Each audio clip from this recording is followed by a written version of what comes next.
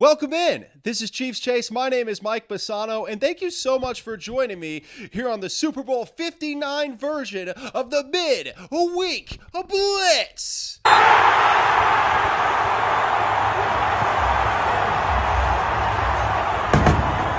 We're going to break down every storyline for the Super Bowl leading into the game, and oh my goodness, do we have a ton of storylines for you.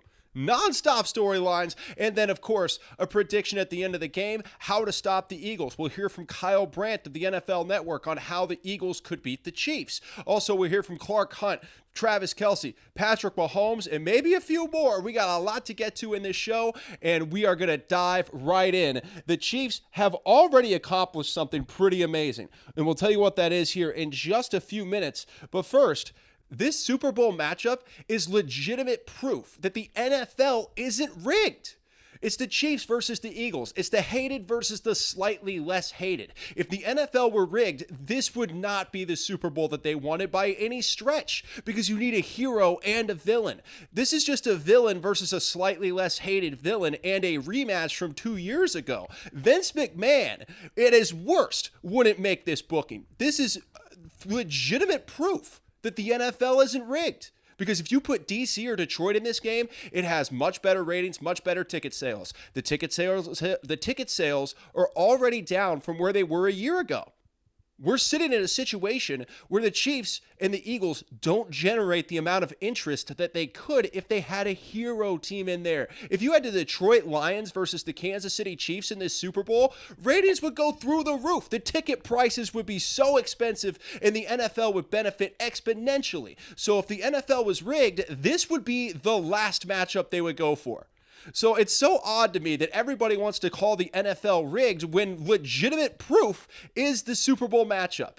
Put Detroit or DC in the Super Bowl against the Chiefs, and everybody would want to watch the Chiefs get knocked off. Nobody cares about the Eagles winning. The Eagles are only slightly less hated than the Kansas City Chiefs.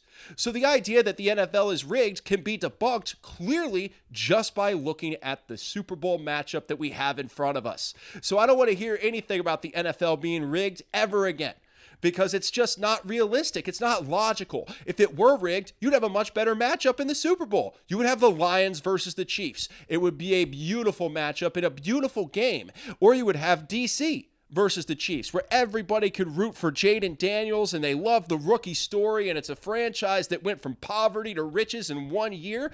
Oh man, that would be awesome. Chiefs versus Eagles, a rematch from 2 years ago that people really didn't want, and a lot of people aren't going to watch, and the ticket sales are down, the ticket prices are down. Nobody's really caring that much about this Super Bowl. So the idea that the NFL is rigged only makes sense if the bookings worked that way. Right? This would be like, who are the biggest villains in WWE history? Well, like the height of Edge and Triple H during the height of their villain eras. Who would care about that match? There's nobody to root for. Everybody would be rooting against the other guy. That's what this is. It makes no sense from a logic standpoint, if the NFL were rigged, that this would be the Super Bowl. In fact, the NFL would do everything they could, if it were rigged, to make sure that the Chiefs-Eagles Super Bowl didn't happen. So it's just odd to me that we sit in a world where everybody's got this idea the NFL is rigged, when we could just point to this year's Super Bowl matchup and go, yeah, no, it's not. If it were, they would have a much better matchup planned. Oh, Detroit, Kansas City. Could you imagine? DC and Kansas City. Both would be huge time matchups. Philly and Kansas City, the hated versus the slightly less hated. Yeah, that's the terrible booking. That is senile Vince McMahon booking. So there's no way possible that the NFL is rigged, because if it were, we would have a much better, much more interesting Super Bowl matchup. Now, on the field, I think this is a great matchup. On the field, I think this is the best matchup in the NFL, because the Eagles have, top to bottom, the best roster in the NFL. But the Chiefs have Patrick Mahomes, the GOAT, and Andy Reid, both better than their counterparts on the other side. So with the quarterback and the coaching advantage against the top to bottom roster advantage, football-wise, this is going to be an awesome game. But from a storyline standpoint, from a hero versus villain standpoint, which is what it would be if it were rigged, there's not a lot to grab onto. So ticket prices are down. There's probably going to have a loss in viewership too, right? There's going to be a slight loss in viewership this year. But you know what? That's what happens when the game isn't rigged. Sometimes you don't get the most compelling matchup. You just get the two best teams. And that's what football is all about, baby. I love it. But that's how absurd it is that people call the NFL rigged. And now Roger Goodell has to stand there during Super Bowl week, a week that should be a celebratory time for the NFL for everything they've accomplished this entire season. Roger Goodell has to sit there and answer questions about the referees. Here he is. Has favored the Chiefs, not my perception, public perception. How much of a concern is that for you in the league? Well, this sort of reminds me a little bit of the script, right? That I write a script, and I have the script for the entire season. A lot of those theories are things that happen in social media, and they get a new life. As you say, it's not your theory, but it's out there. Nobody wants it to be their theory. And so I understand it. I think it reflects a lot of the fans' passion. And I think it also is a reminder for us how important officiating is. And I think the men and women that officiate in the NFL are outstanding. They have the highest possible standards. That's a ridiculous theory for anyone who might take it seriously.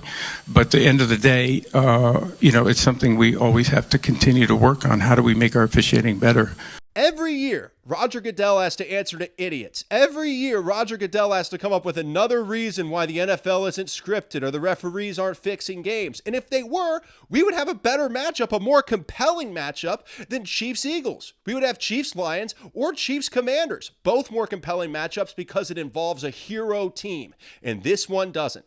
So that's going to hurt the ratings a bit. Kind of like that Rams-Patriots Super Bowl, that last one for Tom Brady. It didn't not that compelling of a Super Bowl, right? The last one for the Patriots, excuse me, not the last one for. Well, let's just call it the last one for Tom Brady, so I can feel better. I've been hearing about that stupid 31-9 game all week long. Have you been hearing about it? They always bring it up. Patrick Mahomes brought it up. He was asked during media night about games to keep him up at night. He was like, 31-9 in the Super Bowl against Tampa Bay. Oh, just a dagger in my heart, bro. Just a dagger in my heart. So I don't want to talk about it anymore. That was the last Super Bowl Tom Brady won. I'm going to live in that reality. No, but you know what? If I did do that, if I did say Tom Brady only won 6 and we just disregarded that 7th one in Tampa, wouldn't that be exactly what every other fan base is doing to the Chiefs? But here's the thing. I used to get really annoyed by Roger Goodell. Like, I didn't like Roger early on. He softened the game up, and he did. However, we see a lot of guys who don't have CTE problems. We see guys who have the ability to play a little bit longer, and stars have more time to play in the NFL, which I think is a great thing. And on top of that, Roger Goodell looks smarter every single year. And it's not because Roger Goodell is getting smarter. It's because football fans and people in general are getting dumber. We see everyone in the nation get dumber every single year. So suddenly Roger Goodell speaks and it's like, wow, that's a well-articulated man with a lot of interesting things to say. It wasn't like that 10 years ago, but we were smarter as a species 10 years ago. Do you blame the schools? Do you blame social media? Probably a little bit of both. But I think overall, what we see is these ridiculous narratives catch fire on social media, and then the the mainstream media grabs onto these narratives too because it's what people are talking about. So they want to feed in to what people are talking about. And I understand that. I understand that from a media standpoint 100%. But it is frustrating to have a guy like Roger Goodell have to sit there and answer these ridiculous questions every single week, every single year, just because the NFL media and social media can't handle losing. That's what it's all about. It's a lack of winning and a lack of being able to cope with your losses. That's the biggest thing, especially when it comes to the Buffalo Bills, and we will discuss that more coming up here in just a bit. Now, the Chiefs have proven one thing beyond a shadow of a doubt, and it involves the Bills. We'll get to that next. First, though, the Chiefs have already accomplished the best 3-year stretch of football in NFL history. I cannot stress enough how hard it is to three-peat. That's why no team has ever done it in the history of the NFL. Nobody's been able to go out and win 3 Super Bowls in a row. There's a reason for that, because you're getting everybody's best shot. The pressure mounts each week as it goes. It gets tougher and tougher and tougher because you're trying to do something that no team in the history of the NFL has had the capability to do before. And the Chiefs have already made the biggest accomplishment by getting further than any team that has ever attempted a three-peat in history. The previous closest one was the 1994 Cowboys, and they got knocked out in the NFC Championship game by the 49ers by multiple scores. The Chiefs got past the conference championship game, the first team in history to attempt a three-peat and get past the conference championship game and get to their third straight Super Bowl. So no matter what happens Sunday against the Eagles, the Chiefs have already accomplished the best 3-year span of football in NFL history. And I can't tell you how hard this is to accomplish. There's a reason it hasn't been done before. The physical, emotional, and psychological toll this takes on the players, the coaches, their families, the fan base. It is so difficult to try to go for a three-peat. That's why it's so incredible that the Kansas City Chiefs have been able to pull this off. It's incredible to watch. I'm loving every second of this because it is incredible to see what the Kansas City Chiefs have accomplished. And don't let anybody take that away.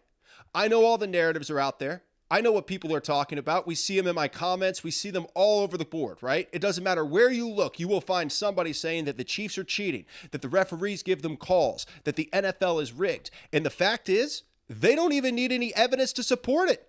They can just say it now and people will blindly accept it as fact because it makes them feel better about the fact that their teams didn't win. That's the big thing here. But for the Kansas City Chiefs, in the real world, in reality, what the Chiefs have accomplished is the best 3-year stretch in the history of the NFL. And it needs to be respected by everybody. And whether they verbalize that, whether you feel like you get the respect, who cares? Don't worry about getting everybody else's respect. You know what everybody's respect gets you? Nothing. It doesn't get you hardware. Respect doesn't get you hardware. You know what people respect? People respect teams that get close but don't make it. I don't know why that is. People always love the lovable loser, right? They love the one who gets close but just doesn't quite make it. They love the Buffalo Bills, and so does the NFL. Get to that. Actually, we'll get to that right now. I want to get to it right now. Actually, no, sorry. We'll get to that in a few minutes because first, we have to hear from Travis Kelce because Travis Kelce asked the media one question at media night getting ready for the Super Bowl, and really it's the only question that needs to be asked by anybody. If I could ask the media one question, why are you guys leaning into this whole ref thing? You know what I mean? Like, why are you guys leaning into it? That's all I got, though. Oh, I have an answer, Travis. The media buys into the refs narrative because it helps them sleep at night. It helps people sleep to think that there's a reason why their teams aren't winning. It helps them cope to think that the referees are the reason why the Chiefs are winning and not the most unimaginative play calling in the history of football by the Buffalo Bills. It makes them feel better that the Bills called 3 straight quarterback sneaks on 4th and 1 instead of making even any adjustments because then they can point to the referees instead. It helps Sean McDermott feel better about his job security. It helps DeMeco Ryans feel better about his job security, giving up 8 sacks and scoring only 12 points in the divisional round. It makes them feel better and cope easier to buy into the ref narrative because the reality of what's going on is they need to be held accountable for their poorly coached teams and their terrible game plan and their unimaginative, all lacking creativity play calling. That's what lost the Bills the game. That's what lost the Texans the game. And they can say whatever they want. It's us versus everybody. We knew it was going to be that coming in. Say it all you want. It won't make it true, and it won't change the fact that you gave up 8 sacks and scored 12 points in the divisional round to DeMeco Ryans, and it won't change the fact for the Bills that they couldn't call an imaginative play call to save their lives in the AFC Championship game. So that's the truth of what happened. If you want to know what happened in those games, if you want to know what happened in these playoffs, the other teams didn't play well enough. I can point to how and why the Chiefs did. That's the difference in those games. You didn't play well enough. You didn't have a good enough game plan. And frankly, the Bills just ran the same plays they ran against the Chiefs on November 17th. That's what's crazy. You want to complain about the Bills losing? They had a terrible game plan. And they still only lost by 3, which makes me very grateful for Andy Reid and Steve Spagnuolo because I think they were the difference in that game. And they were. I mean, look at the 4th and 5 call for Spags, sending Trent McDuffie in a cover 0 blitz to just come after Josh Allen, create confusion, and then Allen throws up a prayer that Dalton Kincaid can't come down with. And then Andy Reid on 3rd and 9 with 1:35 left and no timeouts goes for a pass? And the Buffalo Bills had no timeouts. And he goes for a pass? Yeah, that's what won the game. It had nothing to do with the referees. But we'll get to more on that here in a bit, especially when it comes to the refs and the Bills especially. But yeah, I understand why the media is buying into the referee narrative. And I understand why Travis Kelce would ask the question. Travis is like, what is this? What's going on? Well, Travis is in his bubble. He's focused. I can explain what's going on.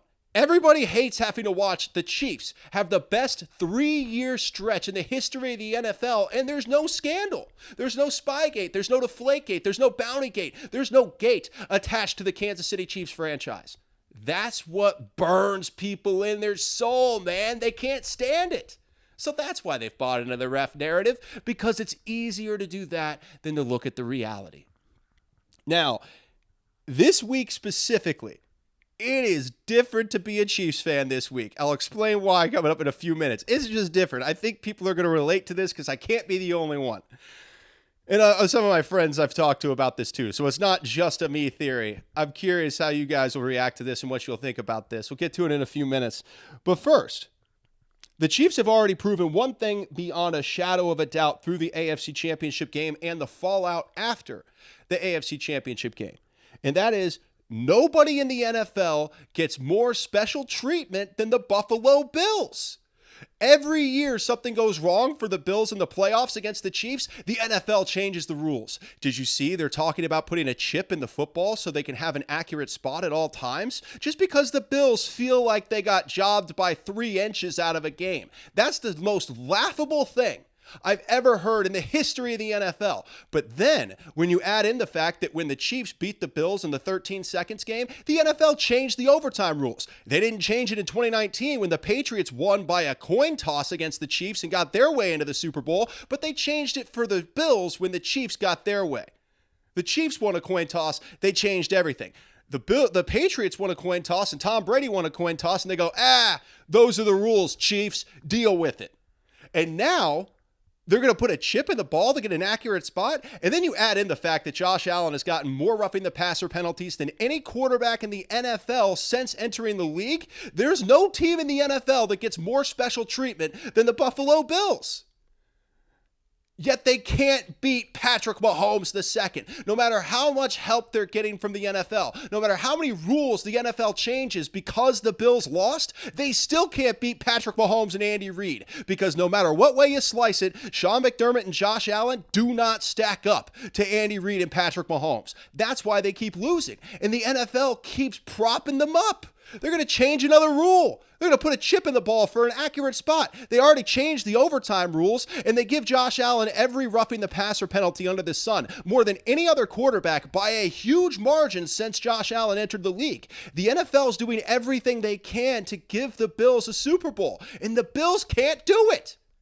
That makes me so happy in a lot of ways because it just leads into the Chiefs' dominance. And you want to look at what happened in that game for real? What happened in that game is Sean McDermott had zero imagination in his play calling. The same quarterback sneak every time on 4th and 1. You have to call something different, like Steve Spagnuolo did, like Andy Reid did. They had imaginative play calling the entire game, and that was the difference between the Kansas City Chiefs and the Buffalo Bills.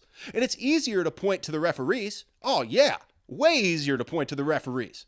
You can't even fault them, because what's Sean McDermott and the Bills media supposed to do? Come out and say, well, we just didn't put together a good enough game plan. That's the truth. But it's a lot easier to go, well, I think it's us against everybody, right? It's a lot easier to make those excuses. So they make those excuses. But the truth is, the NFL, by far, has done everything. They have bent over backwards to try to help the Bills, and they're still doing it. Going to put a chip in the football to try to get a more accurate spot to make sure there's no controversy, because the Bills fans had their feelings hurt. And every time that happens, the NFL changes a rule. But when it happened to the Chiefs against the Patriots, they didn't change the overtime rules, did they? Patrick Mahomes lost a coin toss. Tom Brady went to the Super Bowl. When that happened with the Chiefs and the Bills, where Josh Allen lost a coin toss, they changed the rule, because that's what the NFL does. They do everything in their power to help the Buffalo Bills. And they've been doing it for years. Ever since Josh Allen went to Buffalo, the NFL has propped up Buffalo. And the saddest part about that is they still can't beat the Chiefs. 0-4. With all that help, all that help from the NFL. They give you everything, and you're still 0-4 against the Kansas City Chiefs in the playoffs. That has to sting, but I'll tell you what, as a Chiefs fan, it feels pretty good. The NFL didn't help us. They helped the Bills. They didn't help us. And the Bills still couldn't get it done. Yeah, you didn't lose from an overtime rule. You lost because your defense wasn't good enough to stop Patrick Mahomes for 13 seconds. That's why you lost. Anything else? No, that's it on that. That's it on that. Now, Patrick Mahomes has entered an elite class that is absolutely unbelievable. I can't wait to talk about this. This is so shocking to me. We'll get to it in a few minutes, but first. Allen push from behind. I think he got it. The crowd here, the far side judge says. It's just different being a Chiefs fan this week, man. There's nothing else Chiefs fans care about for the rest of the week than the Super Bowl. Like, stop asking us questions about other stuff. You know, I'm at work like, hey, did you get your tax forms? I don't know. Do you know that Steve Spagnuolo does a great job of disguising his blitzes and rotating coverages after the snap? Because that's all I want to talk about. If your question isn't about the Kansas City Chiefs, wait for next week. I have no brain capacity for anything else right now, and I can't be the only Chiefs fan that feels this way. Non-Chiefs fans don't get it.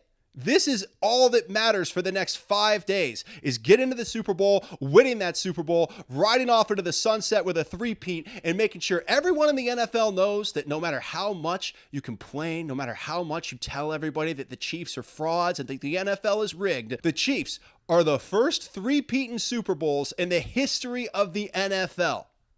They have to deal with that. Once that happens, then you can ask me other questions. But my goodness, I'm melting down every 5 minutes thinking about this game, and people want to ask me about other stuff? I got nothing for you. Stop asking me questions about things that don't pertain to the Chiefs. Wait for next week. Next week, I'll deal with it. This week, I have one sole focus, and if you want me to stay focused on anything else, it's going to be very, very hard. I'm sorry to tell you. It's just the way it is. And I cannot be the only Chiefs fan that feels this way. Tell me in the comments. Tell me I'm not alone. I'm so tired of people asking me questions that aren't about the Chiefs or asking me anything that has nothing to do with the Chiefs. Ask me next week. Next week, I have all the answers. This week, I got nothing. Unless it's about Spags' defense and unless it's about Andy Reid's play calling or Patrick Mahomes going for his third straight Super Bowl or about Travis Kelce potentially riding off into the sunset after the game and leaving. I don't think he's going to, but it's possible. These are all things I care about right now. Everything else, white noise. And I can't help that. I want to be more productive. I want to have more things that I'm caring about right now, but my brain won't allow that to happen. Everything just comes right back to the Kansas City Chiefs. I cannot be the only person who feels that way this week. So please, for the love, tell me in the comments that I am not alone. I have to know. Am I with you? Are you with me? Tell me. Are you also a crazy psychopath this week that only has one focus and one focus only? If you need me, see me on Monday or maybe Tuesday, but definitely next week. Absolutely next week. I will be there for you. This week, it's all Chiefs, baby. It's all Chiefs. Oh, man. That's hilarious. You know what? Non-Chiefs fans, they don't get it because the stress is building. And I'll say this, the stress is building. But with that said, I'll say what I said last week. Don't forget to have fun while the stress is building. And you know what? I have to take my own advice. Last week, I was raging during most of the Bills game. I was frustrated. I'm stomping around. I'm ticked off because it's so stressful at this point. And if it's that stressful for us, imagine how stressful it is for the Chiefs. Imagine how pressurized everything's getting for the Kansas City Chiefs. They've had one focus, one sole goal since last year. They said, we want a three-peat. And now they're finally at the game, the final step, the final boss to get to the three-peat. How stressed we are as fans. Imagine the stress and the pressure that's been building for that team the entire year. There's a reason nobody's ever There's a reason nobody's ever gotten a three-peat in Super Bowls, because it's incredibly difficult. It's so hard to deal with this pressure. It's so hard to deal with the stress of everybody giving you their best shot and you having to try to claw your way through a first-place schedule all the way through the playoffs just to get to the Super Bowl. So once you're actually there, oh man, that pressure has to feel heavy. And that's something the Eagles don't necessarily have to deal with, at least not to the extent of the Chiefs, because they're not attempting a first-ever three-peat in the NFL. That's a huge deal when looking at this game. the Eagles are less pressurized than the Chiefs. Now, what does that mean? Well, it depends. How do the Chiefs handle the pressure? I think this year the Chiefs have handled the pressure phenomenally. It's possible that they love the pressure, that they are feeling more in tune because of the pressure, that they're coming together more as a team because of the hatred around them and the pressure. It could be that, and that could supercharge the Chiefs' energy and make them even better in the Super Bowl. Now, there's another way that could go, obviously, where you let the pressure get to you. But considering how the Kansas City Chiefs have played this year, the best record in the NFL, you could say, oh, well, didn't the Lions go 15-2? Yeah, but the Chiefs went 15-1 and then handed a game away. So the Chiefs have the best record in the NFL. They had the number 1 seed wrapped up by Christmas. And considering the pressure that has been on them the entire year, that's an incredible accomplishment. So I have a ton of confidence that the Chiefs will use this pressure and they will be even better against the Eagles than they've ever been this entire season, because that pressure is going to help rocket fuel them, because it's done it all year long. They got everybody's best shot. They were everybody's Super Bowl, and the Chiefs still found a way to win all those games and get all the way back to the Super Bowl to go further than any team that's ever attempted a three-peat in the history of the NFL. So I have all the confidence in the world they're going to go in there against the Philadelphia Eagles and take care of business the same way they've taken care of business the entire season. Mahomes still has it to the 5 and in for the touchdown. I don't know where I am. I just got really fired up there. The stress, I think that was it. I think that's all I got. Okay, now, the Chiefs owner, Clark Hunt spoke this week, and he is blasting the haters. Hear from him here in just a few minutes. But first, Patrick Mahomes is in the most elite class imaginable when it comes to the Super Bowl. Here he is on this list of the most touchdown passes in Super Bowl history. Tom Brady, Joe Montana, Terry Bradshaw, Roger Staubach, and Patrick Mahomes. You want to talk about elite company? The guy's not even 30 yet, and he's in that company, top 5 in the history of Super Bowl touchdown passes, right behind Roger the Dodger Staubach. Listen, this guy at this point is just doing side missions. Patrick Mahomes is a shoe-in first ballot Hall of Famer if his career stopped today. He's just going on to try to become the greatest quarterback of all time. I already think Patrick's the greatest quarterback of all time, but I also understand that without 8 Super Bowls, there will always be a little caveat for Tom Brady. So Patrick has a ways to go. The good news is he seems to be making his way. Right? It's like, oh yeah, Patrick has a ways to go. But if you look at what he's accomplished before 30 years old, it is absolutely mind-boggling. And being on the same list as these guys, as Tom Brady, Joe Montana, Terry Bradshaw, and Roger Staubach, before he's even 30 years old, that is absolutely phenomenal for Patrick Mahomes. And you know what? I don't care what anybody says. Say I'm glazing. Say, put all the gifts. Give me all your gifts. Have hot dogs slamming on somebody's face. Have donuts getting glazed. I do not care. What this man has accomplished has been absolutely incredible by every definition. Because of that, you can say whatever you want. That's an unbelievable player, and I cannot say enough about how special Patrick Mahomes is and how lucky Kansas City is to have him.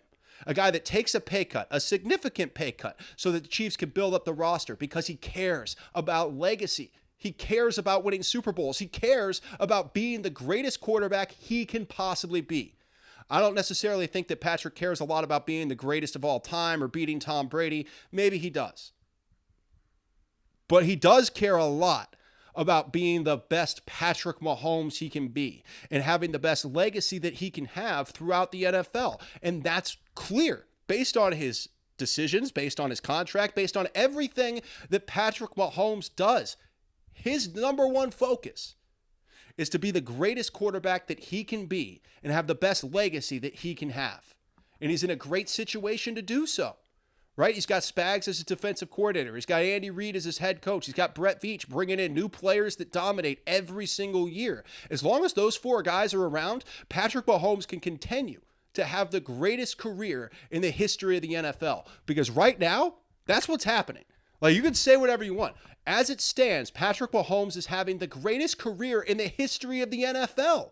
He's not old enough for people to be able to close the book on him yet, but at this moment in his career, before 30 years old, Patrick Mahomes has accomplished more than any quarterback in history. So if he continues to keep this momentum going, and he can, he's not a super athletic quarterback, he's the dad bod guy. So of course Patrick Mahomes could keep this going. Of course he can continue to be the best quarterback in the NFL in a route to becoming the greatest of all time, surpassing Tom Brady. Give him time. He's already better than Tom Brady was at this point in Tom's career. So if he continues with longevity, then Patrick Mahomes is going to be unequivocally, undoubtedly, the greatest quarterback in the history of time, surpassing Tom Brady. People will hold the 2 losses over him. The 2 playoff losses, the postseason losses, the Super Bowl and the playoffs, they'll hold those over him. That's why you got to get 8.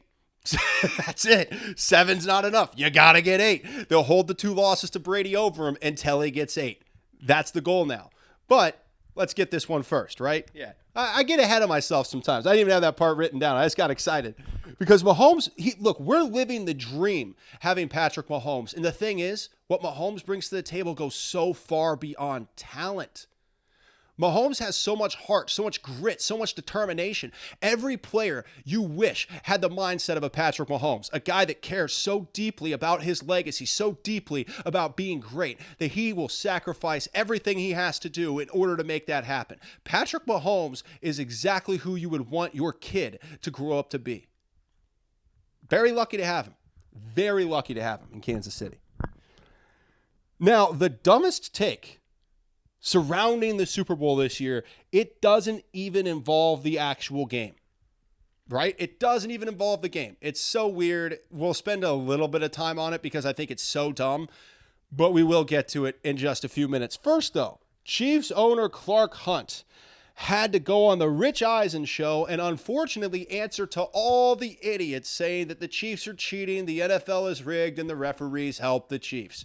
It's annoying that he has to do this during a week that should be celebratory, but it is part of the reality of the situation. So here is Chiefs owner Clark Hunt on the Rich Eisen show. Aware of the conversation many fans have that there is a zebra thumbprint on some of your wins. How do you respond? It's something we don't take very seriously. I think, depending on what stats you want to look at, you could come up with any conclusion.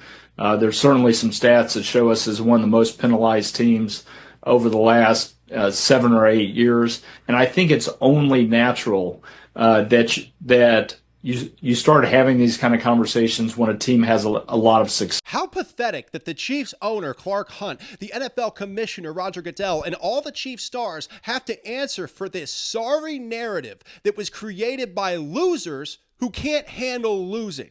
They have to create narratives to try and make up for the fact they had the most unimaginative play calling in the history of time from the Buffalo Bills in the AFC Championship game. So they're going to make it about the referees. They're going to make it about the NFL being rigged, when in reality, that's an absurd statement. It's ridiculous by every measure, and anyone who actually watches the games already knew that. But now, because the social media and the media and everybody has to try to pile on to find a narrative to try to make opposing fans and people that lost their bets feel better, we're sitting in a world where Roger Goodell and Clark Hunt have to spend part of the Super Bowl week, part of what should be a celebratory time, defending the integrity of the league.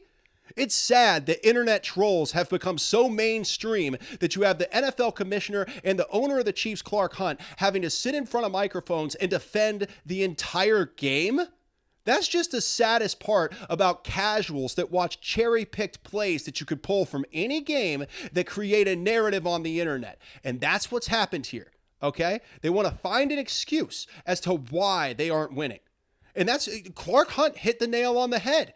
He said, this is what happens when you win a lot. People have to find a reason why, because it's a lot easier to find a reason why you're losing than it is to get better. Maybe have some more imaginative play calling, Buffalo. It's a lot easier to look at the referees and say they're giving you unfair calls than it is to stop the Chiefs from getting 8 sacks and score more than 12 points. DeMeco Ryans and the Houston Texans.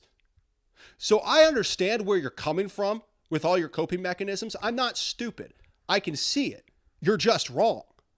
I understand why you're doing it. I understand where it comes from. And I'm not somebody who would sit here and lie to you and say, if the shoe was on the other foot, I wouldn't entertain the idea. Maybe.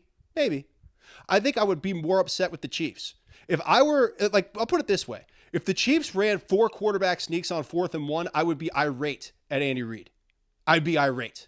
And maybe I'd be ticked off about missing a call by, if they missed the spot. I don't think they missed the spot, but if I thought they did, let's say they missed it by 3 inches, tops. I'm 20% mad about that, 80% mad at Andy for calling that play.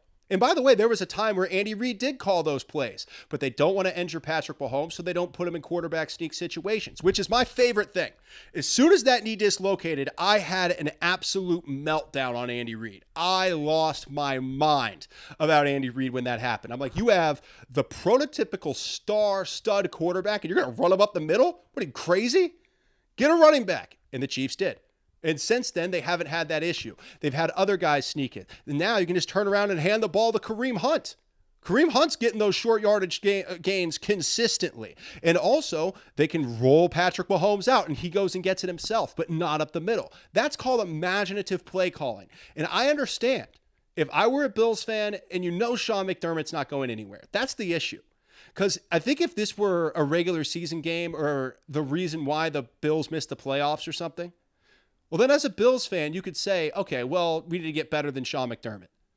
Sean McDermott's not going anywhere. He just went to an AFC championship game. But his unimaginative play calling and his unimaginative offense is, I think, the biggest reason why the Bills lost that game.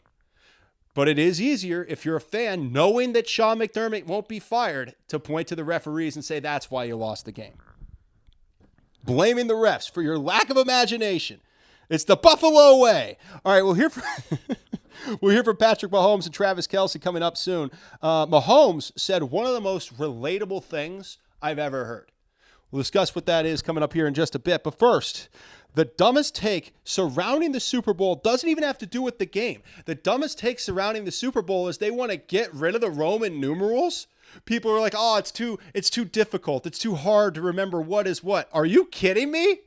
It's very simple to learn Roman numerals. Stop trying to kill tradition because you can't get smarter. It's not that hard to learn.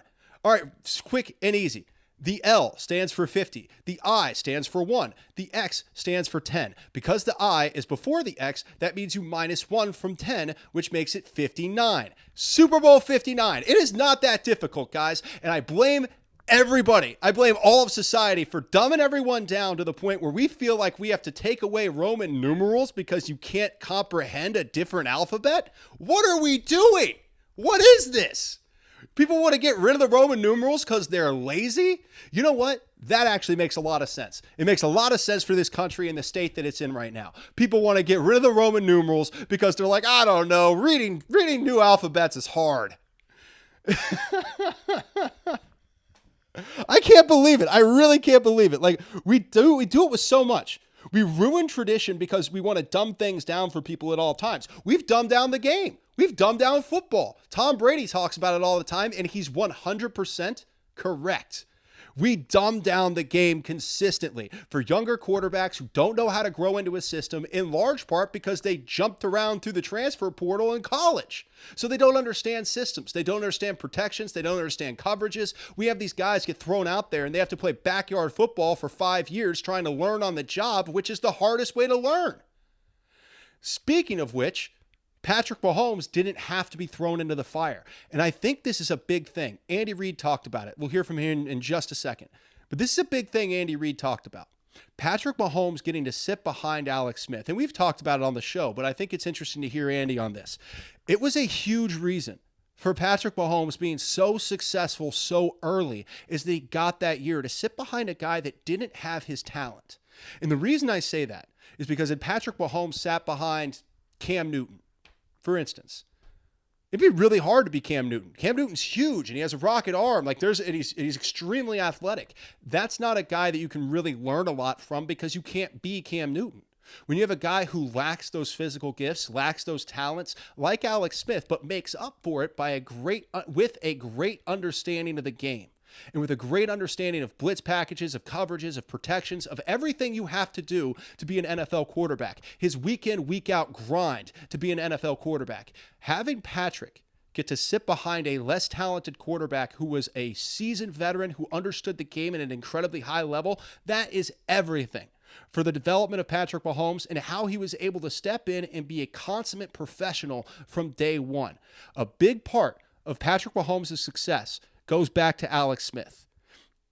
I feel like I just stole Andy Reid's thunder a little bit, but it is something I'm very passionate about. I love what Alex Smith did for Patrick Mahomes and why we didn't see Patrick Mahomes have to dumb the game down. I think that is a huge reason why, and I'm very intrigued to hear from Andy Reid talking about Alex Smith and Patrick Mahomes. I'm not saying he couldn't have been as great as he is now if he didn't sit, but be with Alex Smith, I thought, was something that you can't buy. And he was able to sit there and watch a guy that's the ultimate professional on and off the field and just get an idea of the lay of the land of how things work in this league. I can't say enough about how much Alex Smith really helped Patrick Mahomes grow in that first year.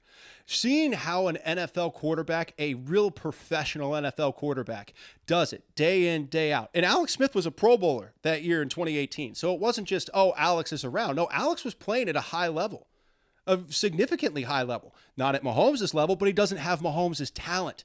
Getting to sit behind a guy who has less talent, but all the cerebral things needed to elevate beyond his talent to be a really good top 15 quarterback in the NFL who can manage the game super well and at times put the team on his back. I mean, even in that year I might be thinking of a different year. It was 2017. I've said 2018 earlier. I meant 2017. Was 2017 the year that they got there that they beat the Chargers in overtime, or was that 2016? Opening day. I think it was 17. And they beat the Chargers in overtime, and Alex Smith had the big play. I think that's what it was. But anyway, beyond that point, watching Alex Smith grit his way to victories, grit his way to getting to the Chiefs in the playoffs, having a home game in the playoffs that they did lose to the Titans, but they still got there. Having Alex Smith there to watch him week in, week out prepare and understand what it takes to be a successful NFL quarterback for a guy that can't just use his athleticism or his arm talent, a guy that really has to cerebrally understand the game. That is so huge for Patrick Mahomes. And I know Andy doesn't want to disrespect Mahomes, and I don't either. Andy said, I'm not saying he couldn't have got there without it. And I'm not saying that either. But to sit back and pretend that Alex Smith didn't have an extremely positive impact on Patrick Mahomes would be a lie. And it's one of my favorite things about the career of Patrick Mahomes is that he himself will say, yeah, Alex Smith really helped me get to where I am, because he did. Just getting to see a guy, and I know he helped him too, but people lead by example, and Alex Smith 100% led by example. So with all the success the Chiefs are having in this dynasty, and with all the stuff we talk, and I love this, I love to talk the stuff. If you listen to this show, you know that I love to talk the stuff. But with all that, you do want to go back and appreciate what Alex Smith did to help elevate Patrick Mahomes by leading by example and helping him understand what it takes to win as an NFL quarterback every week. And that was an AFC West championship year. That was, I think, yeah, Alex went out winning back-to-back AFC West titles. Now, 0-2 in the playoffs in those 2 years, but still, back-to-back AFC West titles. That's what Alex Smith did, and that's impressive. So getting to watch a guy who accomplished that and then come in with a more arm talent, more athleticism, and elevate the team to another level. That really, I mean, that is, in large part, you got to give Alex Smith credit for the dynasty. You do. I'll 100% give that. I think you put Alex Smith in the Ring of Honor. Yeah, I think he meets the criteria, right? Play for 5 years. Yeah. Alex Smith, if he's not there already. I don't pay a ton of attention to that stuff. I don't think Alex is in the Ring of Honor yet, but he should be. Now,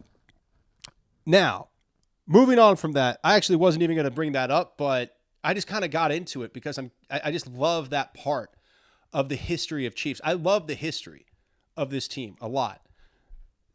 We can go all the way back to Duron Cherry if you want to. We can go back to the Marty Schottenheimer days. Hell, we can go back to some of the Hank Stram days if you want to. I won't be as good at talking about that. But the Schottenheimer days, hey, man, I could break down James Hasty's overtime interception touchdown run all day long. Maybe that's the evolution of the show, right? Maybe that's what it is next. Because I don't know what's going to happen after the Super Bowl with the show.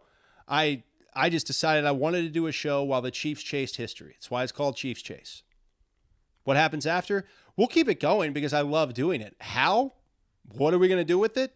That's another question and another answer for another day. But we will do something with it. It's not going away. I'll promise you that. I'll do this show till I'm dead.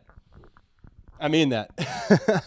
All right, now we'll get to a prediction coming up here on how to beat the Eagles. It's simple, yet very difficult. Also, hear from Kyle Brandt of NFL Network on how to beat the Chiefs in the Super Bowl. I think it's interesting to get both sides. But first, we hear from Mahomes and Kelsey. Here's Patrick Mahomes on the New England Patriots. Yeah, it's all fun just because I was that guy. I was a Cowboys fan growing up, and I used to hate the Patriots. I think more than anything, I appreciate the greatness of the Patriots more now when I see how hard it was to do what they did. No, I mean, you have fun with it because it kind of brings you closer together when people are rooting against you. You just kind of become a tighter brotherhood in that locker room, and you know that we're doing it the right way, and we can bring ourselves together, have Chiefs Kingdom with us, and go out there and try to win the game against everybody. Patrick Mahomes hated the Patriots. Everybody hated the Patriots. But they were also convicted cheaters, right? Everybody knows the Patriots cheated. If you talk to anybody on that Rams team when they won the Super Bowl against the Rams, everybody, including Kurt Warner, was like, how do they know all of our calls? Because they spied on you. That's why. And they got caught. So I think the hatred for the Patriots is much more justified than the hatred for the Kansas City Chiefs. We know that they cheated. We know they cheated in multiple ways. They had multiple scandals. The Chiefs have had 0 scandals. So I get that, but I also understand that people don't like greatness. People hate the Yankees. They hate the Lakers. They hate all the greatness. Now that Luka's with the Lakers, maybe this is a bunch of Mavs fans that suddenly just become fans in LA. I don't know. I feel like the Luka trade may have changed everything for the Lakers from a historical standpoint because it might be the greatest player they've had since Kobe Bryant. Because LeBron James is on the back end of his career. Luka's 25. I mean, they didn't get LeBron at 25, right? Sorry to jump into basketball there, but that's the point with dynasties. People hate you. And Patrick Mahomes hated the Patriots. I hated the Patriots. Everybody hated the Patriots. I still kind of hate the Patriots, even though they're bad. And I like their players. I like Jules. I like Gronk. I like Brady. I like those guys. But I still don't like the fact that they cheated and they won. And they're confirmed cheaters. Not some ridiculous narrative from social media saying that they cheated and that, we have to ask Roger Goodell about the referees now. Like, no, it's nothing ridiculous like that. It's convicted as cheaters. That's for the New England Patriots. Just saying. But let's hear Travis Kelce, because Travis Kelce was asked about all the hatred that the Chiefs get. The hatred that we've been discussing all year, the hatred that we've taken on this show all year. Travis Kelce asked about the Chiefs' hatred. People hate the Chiefs? I didn't know that. Travis Kelce's been working with Taylor Swift's media people because that's too good of an answer. Oh, the Chiefs are hated? I didn't know that. How else could you respond to that in a more positive way? It's the perfect answer. It's absolutely just plead ignorance, because then you don't have to answer to all these clowns that want to hate on you for being too successful. Because that's what this is. Whether it's Taylor Swift or the Kansas City Chiefs, people hate on them because they're too successful. Everybody hates successful people. They love mediocrity. Nobody hates the Steelers, but they hate greatness. They hate the Kansas City Chiefs because they're dominant. They hate the most successful people. They love mediocrely successful people, but when you get too big, they want to chop you down. It's been that way since the Huskers in the 90s or the Lakers in the early 2000s. Everyone wants to cut down the greatness, but the truth is, if you could cut down the greatness, you would. You hate the greatness because you don't want to point at your own teams and have them get better in the offseason, or maybe if you're the Buffalo Bills, call a more imaginative play than a quarterback sneak 50 freaking times. So they want to go ahead and, so they want to hate the Chiefs? Go ahead and hate him. Travis Kelce's going to live in his little bubble where he doesn't care what you think, and that's the best place for him to live. Don't worry about all the noise. That's just stuff out there, man. Let everybody talk their stuff, and we'll talk our stuff to defend the Chiefs, because I watched the game with both eyes and an objective opinion. I'm not one of these people out here making bets and losing their bets and trying to find a reason why they didn't, and I'm not one of these people out here rooting for an inferior franchise and giving those franchises a free pass because they couldn't find a way to beat the Kansas City Chiefs. I'm not that guy, and I won't be that guy, no matter what anybody says. You can't take me down, man. I'm staying on my perch. Win or lose, this is the greatest 3-year stretch in the history of the NFL, and there isn't anything anybody can say about that. Because there really is no other good answer. I didn't know people hate the Chiefs. Perfect. Just absolutely perfect. You can tell, little Taylor Swift media training right there. All right, on to the prediction. And how the Chiefs can win and how the Eagles can win. The Eagles are stacked, top to bottom. There are no weaknesses in the Eagles roster. It is top to bottom stacked. It is legitimately incredible. Jalen Hurts doesn't have the pedigree of some of the greater quarterbacks, but he has all the pieces around him to win a Super Bowl. That is a top to bottom juggernaut roster for the Philadelphia Eagles. Now, how do you stop them? You got to stop Saquon Barkley. Like I said, it's simple. It's not reinventing the wheel. Everybody's saying you have to contain Saquon Barkley because that's the absolute truth. The way the Chiefs win this game is contain Saquon Barkley, contain Jalen Hurts running, and make Jalen Hurts throw to beat you. Now, he has weapons. He has A.J. Brown, Devonta Smith, Dallas Goedert at tight end. He has weapons, but you got to force him to beat you with those weapons. Force him to beat you with his arm, because if you let Saquon get loose, game's over. We've seen it over and over and over again throughout the season. When the Eagles get Saquon going, they become an unstoppable force. But luckily, Spags is an immovable object, and that is the battle here. You got the cyborg Saquon Barkley against the genius Steve Spagnuolo. If Spags can stop him, then that's going to be the key to the game and the key to the Kansas City Chiefs getting the first three-peat in Super Bowls in NFL history, and you can't make it any better than that. I love that stuff, man. So that's it. It's simple. Contain Saquon Barkley. There are a lot of other things when it comes to attacking their defense, but the fact is, if you don't stop Saquon, none of it matters. I'm dead serious. Yes, you got to get Travis involved early. It would be nice to get DeAndre Hopkins involved early. Also, Hollywood Brown. Get Xavier Worthy running some gadget plays. There are a lot of things this team can do. Also, Hunt, battering ram. That's important. You have to be very balanced on offense. That's how you attack this Philadelphia Eagles defense. There's not a weakness. So the only way to beat them is imagination and balance. That's how you beat the Philadelphia Eagles on offense. But again, none of that matters if you can't stop Saquon Barkley. If Saquon runs wild, it's over. That's the thing that everyone's pointing to because they have to point to it. It's the absolute fact. You don't have to reinvent the wheel here. You just have to stop Saquon Barkley. So many games are so nuanced with so many levels, but Saquon Barkley is a freak of nature. He's a cyborg. So you got to stop cyborg Saquon Barkley. That's how you beat the Eagles. If you don't, it's a big problem. Now, here is Kyle Brandt from the NFL Network on how the Eagles beat the Chiefs. How do you beat the Chiefs? It's extremely difficult, but it's actually very simple. The Eagles will win if they don't make any mistakes. You can't make any mistakes. And never mind the officiating, that's a different deal. I'm talking about you can't miss an extra point. You can't miss a 2-point conversion. You can't get stopped on 4th and short. You can't have the big dumb turnover. I played that clip from Kyle Brandt on NFL Network because I wanted to give the other perspective without me giving it, but he's absolutely right.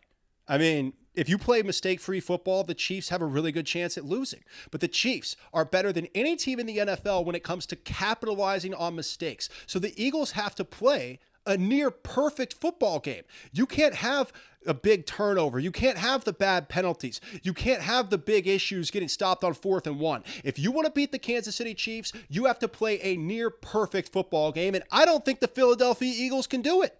I don't think they're disciplined enough, and that starts at the top with Nick Sirianni. I don't think that's a disciplined football team, and if Spags can bottle up or at least contain Saquon Barkley, then the Eagles will have to play a perfect football game, and I don't think they can do it.